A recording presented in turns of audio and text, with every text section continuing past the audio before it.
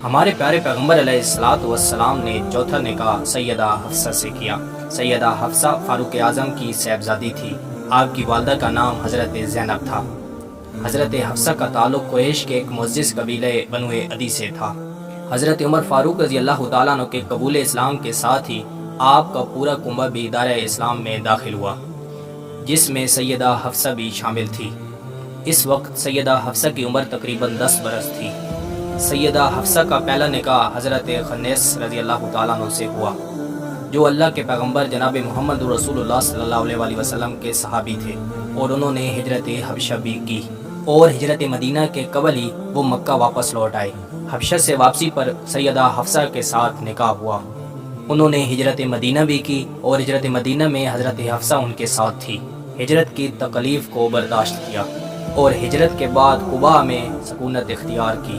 غزوہ بدر میں ان کے شوہر نے کفار کا مقابلہ کیا، اور زخموں کو تاب نہ لاتے ہوئے کچھ عرصے بعد مدینہ میں شہادت پائی۔ اب حضرت عمر فاروق اپنی صاحبزادی کے لیے بہت زیادہ پریشان رہتے تھے، اور عدت کے بعد انہوں نے اپنی بیٹی کے لیے قابل اعتماد رفیق کی تلاش کی۔ حضرت عمر فاروق نے اپنی بیٹی کے لیے حضرت ابوبکر صدیق رضی اللہ تعالیٰ عنہ اور حضرت عثمان غنی رضی اللہ تعالیٰ عنہ کے سامنے نکاح کی پیشکش کی، لیکن انہوں نے معذرت کر لی۔ بالآخر حضرت عمر فاروق رضی اللہ تعالیٰ عنہ بارگاہ رسالت میں حاضر ہوئے اور تمام تفصیل سے آگاہ کیا۔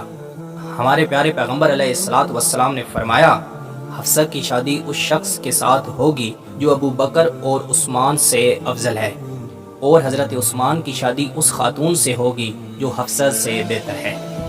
ہمارے پیغمبر علیہ الصلوۃ والسلام نے سیدہ حفصہ کے لیے خود نکاح کا پیغام بھیجا، جسے قبول کیا گیا۔ مہر 400 درہم مقرر ہوا۔ اس نکاح کے بعد حضرت ابوبکر صدیق حضرت عمر فاروق رضی اللہ تعالیٰ عنہ سے ملے اور آپ سے کہا، آپ کی پیشکش پر میں اس لیے خاموش تھا کیونکہ نبی علیہ الصلوۃ والسلام کو سیدہ حفصہ کا ذکر کرتے سنا تھا، اور میں یہ راز افشا نہیں کرنا چاہتا تھا۔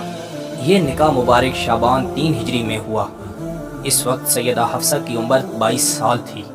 سیدہ حفصہ رضی اللہ تعالیٰ عنہ جب رسول اللہ صلی اللہ علیہ وسلم کے نکاح میں آئیں تو اس وقت اللہ کے نبی صلی اللہ علیہ وسلم کے نکاح میں سیدہ عائشہ بھی تھی۔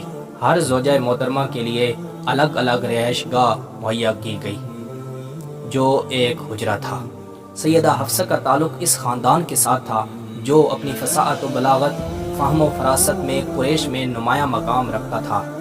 ہمارے پیغمبر علیہ الصلوۃ والسلام نے اس لیے سیدہ حفصہ کی تعلیم و تربیت کا اہتمام کیا تھا۔ سیدہ حفصہ سے 60 روایات منقول ہیں۔ ان میں سے 40 احادیث مبارکہ براہ راست ہمارے پیغمبر علیہ الصلوۃ والسلام سے اور جناب فاروق اعظم سے سماعت کی۔ سیدہ حفصہ نے حضرت امیر معاویہ رضی اللہ تعالیٰ عنہ کے عہد حکومت میں وفات پائی۔ یہ شعبان 45 ہجری تھی، اور آپ رضی اللہ تعالیٰ عنہ کی عمر مبارک 63 برس تھی۔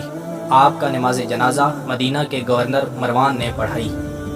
آپ رضی اللہ تعالیٰ عنہ کے بھائی عبداللہ اور عاصم رضی اللہ تعالیٰ عنہ اور آپ کے بھتیجوں سالم، عبداللہ اور حمزہ رضی اللہ تعالیٰ عنہ نے آپ کو قبر میں اتارا۔ آپ سلام اللہ علیہ نے اپنے بھائی عبداللہ بن عمر کو وصیت فرمائی تھی کہ ان کی جائیداد رفائی کاموں کے لیے وقف کر دی جائے۔ میں امید کرتا ہوں کہ آپ کو یہ ویڈیو بہت پسند آئی ہوگی۔ مزید ایسی ویڈیو دیکھنے کے لیے ہمارے چینل کا وزٹ کریں، دوستوں کے ساتھ شیئر کریں۔ ملتے ہیں اگلی ویڈیو میں۔ اللہ حافظ۔